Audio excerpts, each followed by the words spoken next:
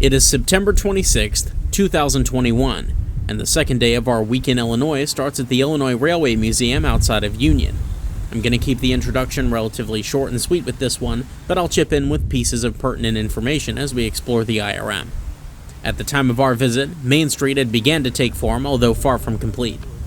General Electric turbine locomotives, complete with a fuel tender, cap off the outermost display track. These third-gen examples sport the most powerful prime movers ever to be used in North American locomotives, rated at 8,500 horsepower. Despite this feat, these behemoths were inefficient and relatively short-lived on the UP. They were notoriously loud and hot, and were nicknamed Big Blows and Bird Burners. The first movement of the day is streetcar number 3142, built in 1923 for the Chicago Transit Authority. We'll see it many times today as it makes its rounds of the grounds.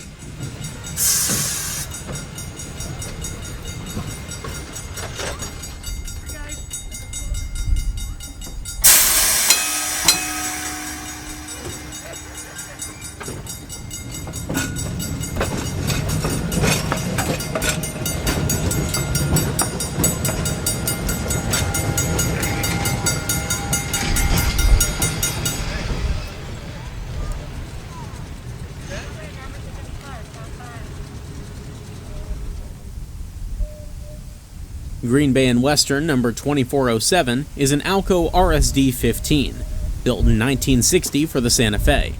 It sits dormant as the 3142 passes some of the many operating wigwag signals along the museum trackage, taking a pause at the Springfield Avenue shelter.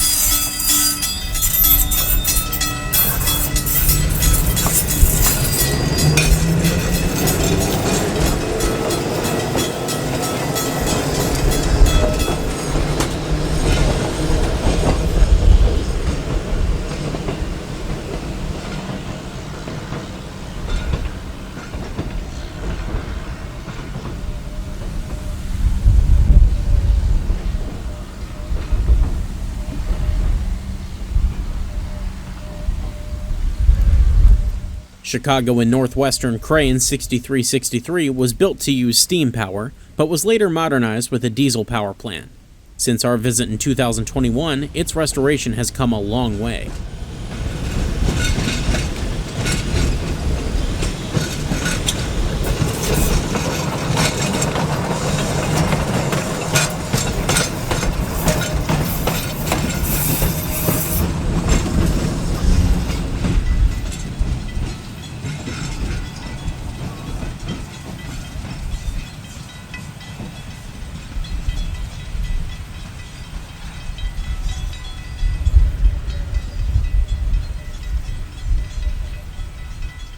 The Springfield Avenue shelter started its life in Rockford, Illinois around the turn of the 20th century.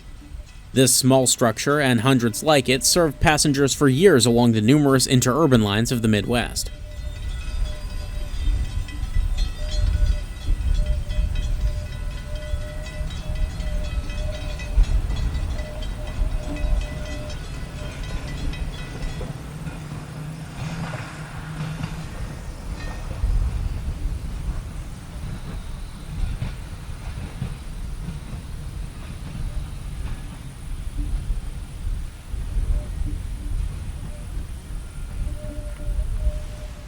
Although far from operating condition, it's nice to see examples of steam from all around that have escaped the scrapper's torch.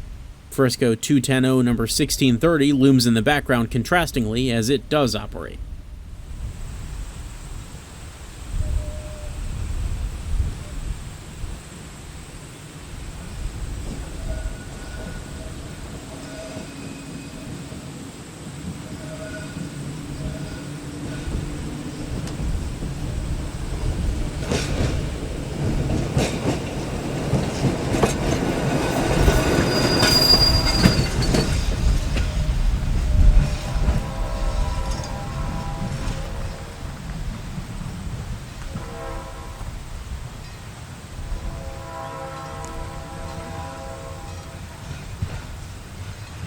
The distant sound of a Leslie horn beckons us to the boarding platform, where we're met with Illinois Terminal GP7 number 1605. The Illinois Terminal Railroad Company started off as an electric interurban company. When this Jeep was built in 1953, the ITC were in the process of de-electrifying their trackage in order to pivot to freight service pulled by diesels. Today, the Illinois Terminal is known as a relatively obscure predecessor to the Norfolk Southern. Chances are you've probably seen NS-1072, the heritage unit which bears the ITC's likeness. Acquired by the Norfolk and Western in 1981, the Illinois Terminal would cease to exist shortly before its new owner would follow suit, entering a merger with the Southern Railway the following year.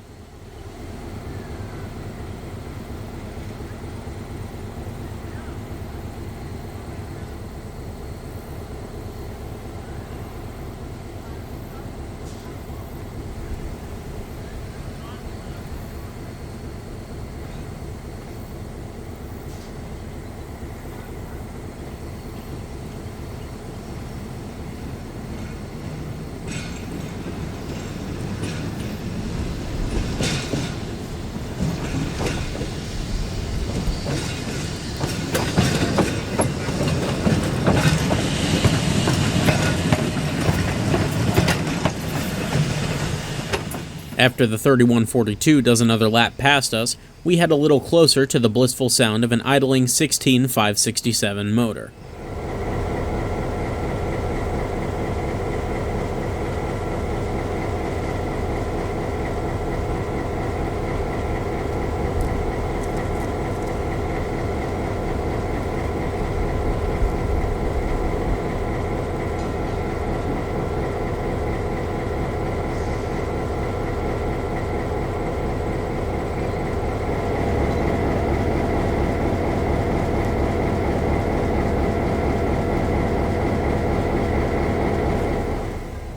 Chicago, Aurora, and Elgin interurban coaches number 431 and 409 pass as the Jeep idles in the foreground.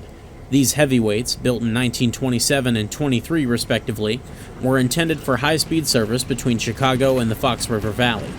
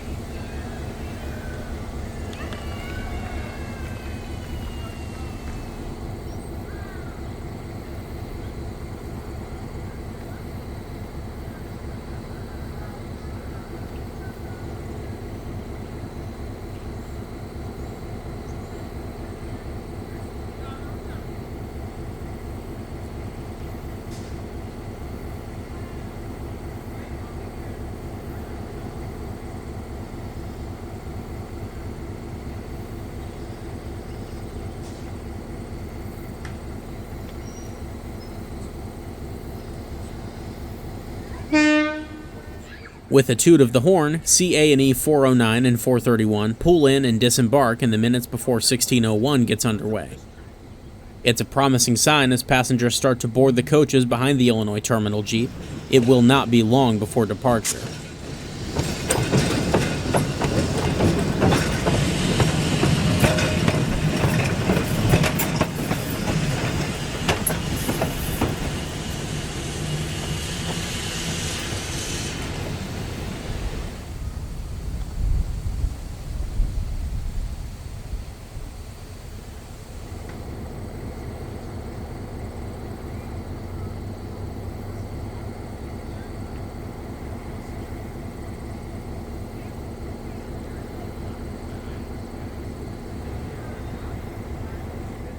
As the engineer boards the Jeep and turns on the headlights, it's just about time to go. When the engineer gets the highball, he sounds the horn and rings the bell before easing onto the throttle.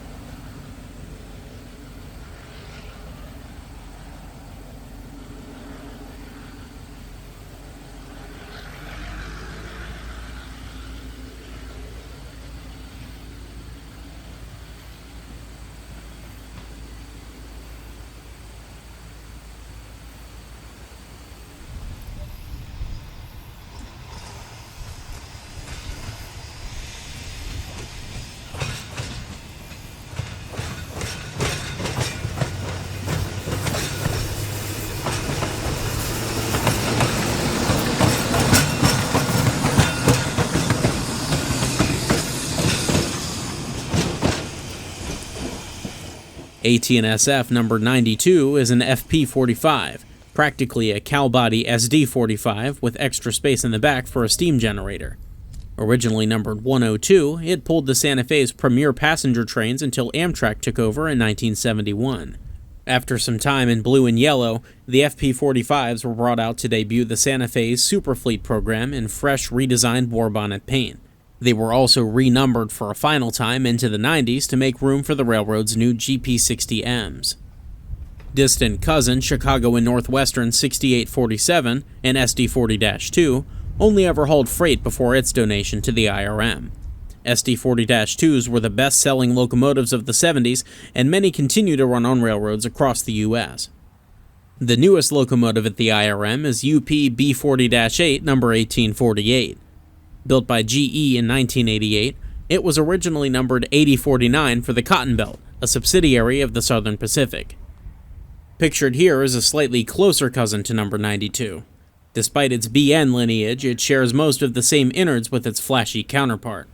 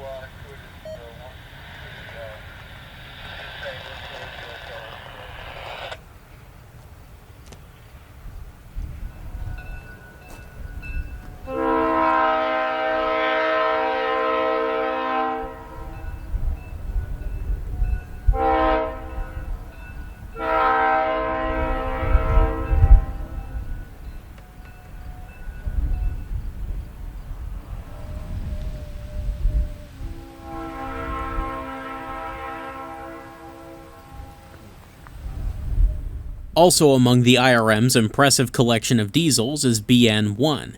Originally a Northern Pacific F9, it was rebuilt by the BN in 1990. Don't let the sleek car body fool you, underneath it more closely resembles a GP38-2.